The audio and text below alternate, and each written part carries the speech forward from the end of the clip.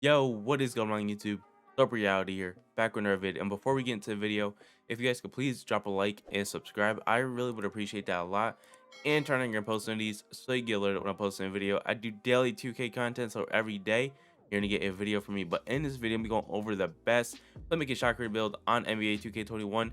Now, I gotta say one thing. Oh, this is next gen. I gotta say that too. But one thing I gotta say is that I don't think this build's very good, and I'm not saying it's not very good as in like the build itself. I just think compared to other builds, it's not that good. But of course, every build in this game, as long as it can do one thing, can be used in some type of way.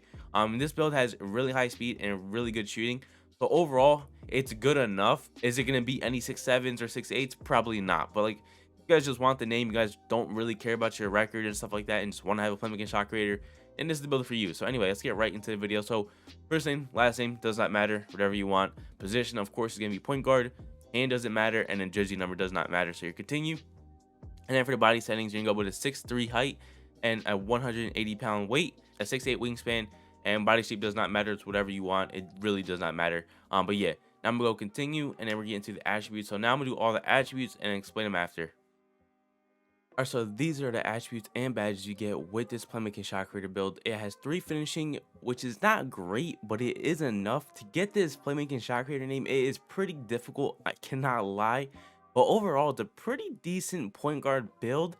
Do I recommend it compared to other builds? No.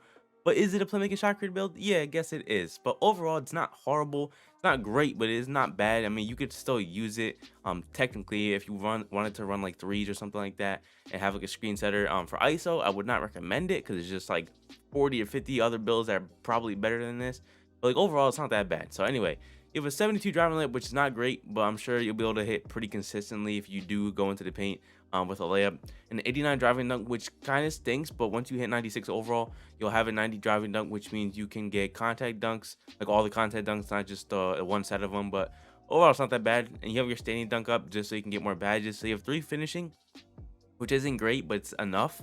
And then for shooting, you have really good shooting stats. You have 20 shooting badges, which is in my opinion very good. You have a 95 mid-range, which is very consistent, obviously, and then a 95 3-point, which is to make you very consistent, and then a 63 free throw, which isn't great, but it's like enough to shoot consistently from the free throw line. So if you did want to bring this build to like rec or pro-am, it would work. But yeah, and then obviously for playmaking, as an 81 pass accuracy, which means at 98 you'll get bullet passer hall of fame, which is pretty cool. You only have 19 playmaking badges, but like overall, I think having 6 defensive badges is pretty important, because if you don't have any defensive badges, it's near impossible to get stops, and that's being 100% honest. And for the ball handle, you only need an 80 ball handle to get pro drill moves, so you don't really need to go anything over like an 85, because the only reason you're going to go higher is so you don't get ripped a lot. But overall, if you have Hall of Fame unpluckable, you should be fine. Now, having a super high ball handle is nice because you don't get ripped, but overall, if you just play smart, you know, if they press you, just run. If you just play smart, as simple as that, you'll be all right. It's really not that bad. You'll get ripped here and there, but like every build gets ripped anyway, so it really doesn't matter. But and of course, the benefit to being a point guard is having that super high speed with ball.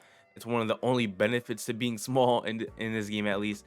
And of course, for defense, it's not crazy. You have the 80 perimeter defense, you get the clamps gold, then you have your steal a little bit up just to get more badges, and of course your block is me maxed out because that helps with just shot contests.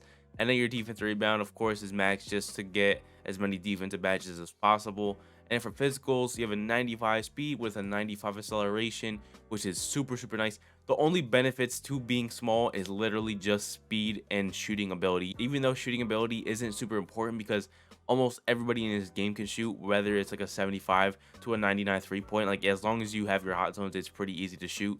But having a 95 mid-range and a 95 3-point really opens up the way you can play, because now if you white it, there's a good chance you're going to make it anyway, because a lot of dudes hit whites with like 85-ish 3-point in mid-range. So having a 95 plus mid-range and 3-point, I could just see you just being overpowered. But yeah, and then verticals in 80, you don't really need an 80 vertical, but it's going to help with just dunking the ball and stuff. And of course, you want pretty high stand because you are small, so that means you're probably going to be the main dribbler on your team. If you ISO or use pick and roll, you want as much stand as possible. Not to mention, once you hit 99, that's +4 to all your physicals. So you have a 99 speed, 99 acceleration, 84 revert, and then a 97 stam, I think. Yeah.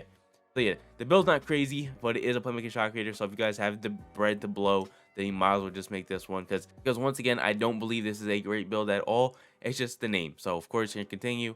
And for takeovers, it really doesn't matter in my opinion too much, because you can change them at some point once you max out your badges. But in my opinion, I like team ratings boost. I think that's a really cool takeover. And then for my second one, you can go limitless or spot up. Doesn't really matter. I like spot up because it's not just for catch and shoots. It's for anytime you're just stationary and shooting. So I like that one. I'm gonna go with that. And of course, you're gonna get a playmaking shot creator, which is a very uncommon build. It's surprising to say that, especially with a 2K game, because the last like 3 years, a playmaking shot creator has been one of the most popular builds.